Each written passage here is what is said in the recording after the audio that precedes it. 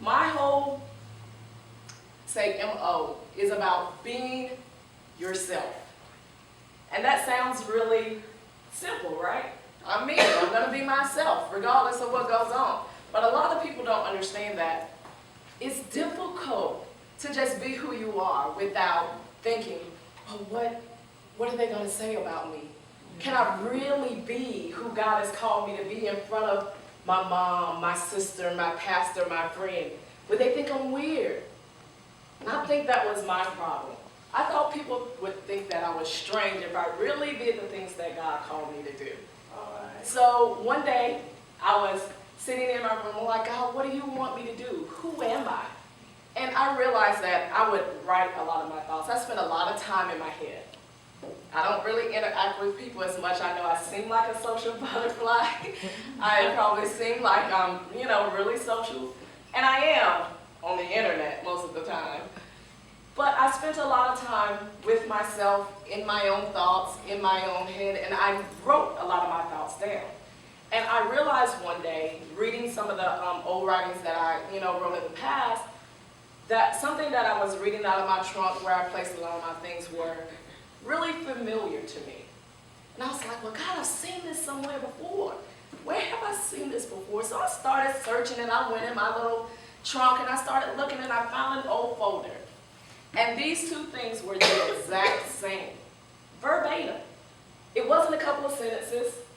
It wasn't, a quick little poem with, 3 pennants. It was a full, 3 pages, word for word.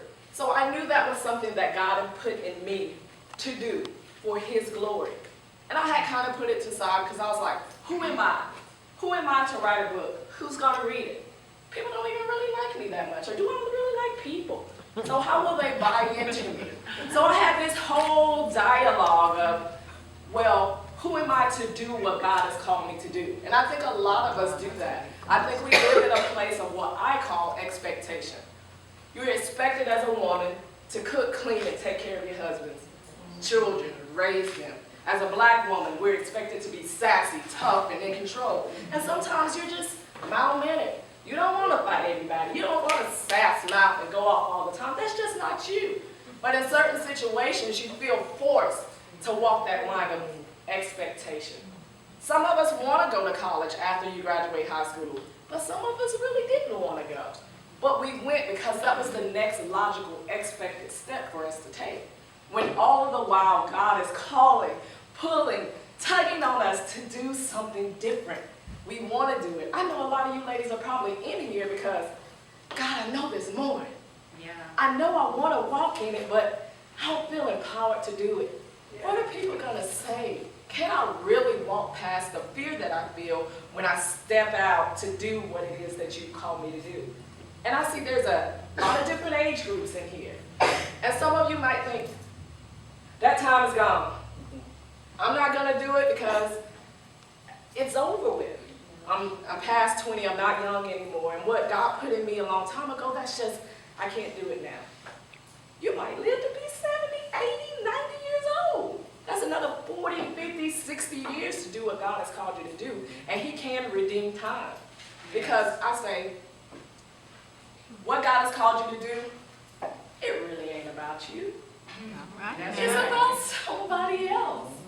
The book that I'm writing is not about me. It's about letting someone else be free, delivered, set free from whatever it is that they're stuck in. And if I don't put it out, then I've messed it up for some other woman that's out there who wants to be released into their destiny, but she's afraid to move forward. I say it's okay to be short. It's okay to be tall. It's okay to be fat. It's okay to be skinny. It's okay to be who you are and embrace it. Full on, just you. Just the way you are is absolutely fabulous. It's beautiful. And people will accept you, I say all the time. The most beautiful people are the people that are real. Yes. 100%. That's right. No faking. I'm not going to pretend to you about anything. If you are a straight up, and I know all of us got one, crazy, talking crazy, looking crazy. You're going to say what you want to say and do what you want to do.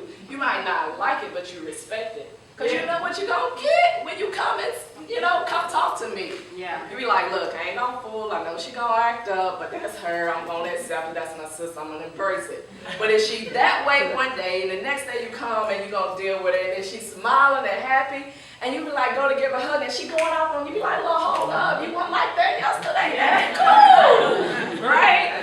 So it's you being yourself is the only way that you're going to be empowered, be able to empower someone else, because what you have is for me, not for you.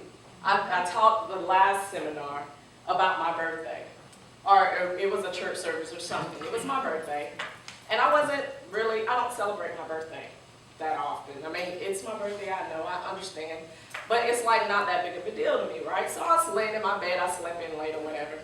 And I woke up late and I was checking my messages on my phone. And I listened to my phone messages, and a friend of mine had left me a birthday wish in the form of a song.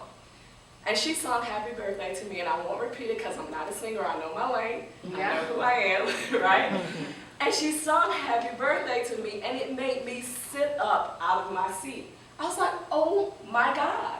I didn't know that she even had a voice like that, because she kind of kept it to herself. And it made me sit up in my bed and say, well, yeah, it is my birthday. So let me get up and celebrate my life, because she thought it was worth celebrating. And I wouldn't even tap into it if she had not used the gift in her that God had put in her. So it's like, celebrate who you are. Don't be afraid to move past it. Your passion is not for yourself. Someone else's deliverance is in what it is that God called you to do. And you can't shy away from that. Know who you are, embrace who you are, and celebrate your sister in where she is. Because you can, you will, and through God, it is absolutely beyond possible.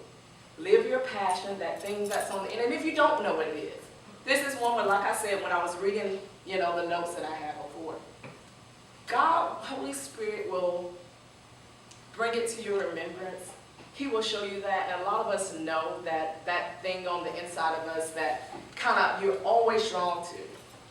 You do it with ease. No, you don't need any personal training to get it done. And for Lady Fancy over here, it's jewelry. It's all things fabulous. That she can pick out a piece of jewelry in the middle. I would never pick it up, but when she shows it, it's like, oh wow. That's what she has a trained eye for. And a lot of us in church settings think it's either the preach, talk, you have to be a prophet. Your passion might not have anything to do with the church. I know Trisha's mom is a nurse. Her passion might be people. It doesn't have to be anything that's in a church setting. Your passion can be something else, but it is not for you. God has created us beautiful, fearfully, and I know that when the Lord spoke, let there be Alicia, Montani's wife, he had purpose in mind. That's right. And it's up to me to walk out the purpose that God put in me. And it is up to you. It is up to you. And it is up to you to walk it out. And you have to understand that it is not 100% about you. It's about me and your sister sitting next to you. So embrace it, live your passion, move past fear, look yourself in the mirror, and say that I am fabulous, being uniquely me, from head to toe, short, fat, tall, skinny, light skin, dark skin, loud, funny, whatever it is, that just you, just the way you are, is absolutely